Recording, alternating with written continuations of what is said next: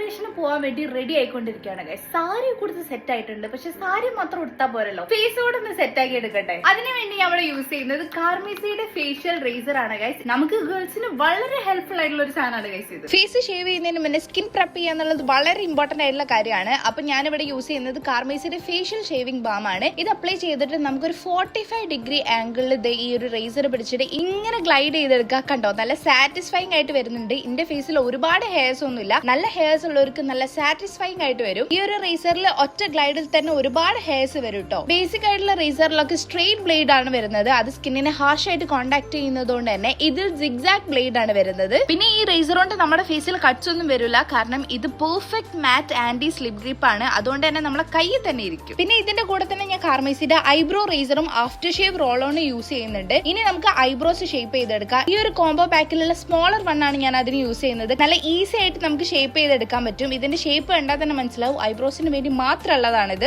അതിനുശേഷം നമുക്ക് ഫേസ് ഒന്ന് കഴുകിയിട്ട് ഈ ഒരു after shave roll own use ചെയ്യുക. ഇതെനിക്ക് ഭയങ്കര ഇഷ്ടമാണ് കേട്ടോ, കാരണം ഇത് ഇൻസ്റ്റന്റ് ആയിട്ട് നമുക്കൊരു കൂളിംഗ് എഫക്ട് തരും. മാത്രമല്ല ആഫ്റ്റർ ഷേവ് നമുക്ക് ഇത് സ്കിന്നിനെ സൂത് ചെയ്യാൻ ഹെൽപ്പ് ചെയ്യും. ഈ റുട്ടീന് ശേഷം എനിക്ക് നല്ല മാറ്റമുണ്ട് ഗൈസ്. സ്കിന്ന് നല്ല അടിപൊളിയായിട്ട് നിൽക്കുന്നുണ്ട്. സീരിയസ്ലി ഈ ഒരു കോംബോന്റെ സ്കിൻ ഗെയിം ചേഞ്ച് ചെയ്ത് തന്നെ പറയാം. അപ്പൊ ഞാൻ പോവാൻ വേണ്ടിയിട്ട് ഇത് ഷടപടിന്ന് ഒരു മേക്കപ്പ് ഒക്കെ ചെയ്യുന്നുണ്ട്.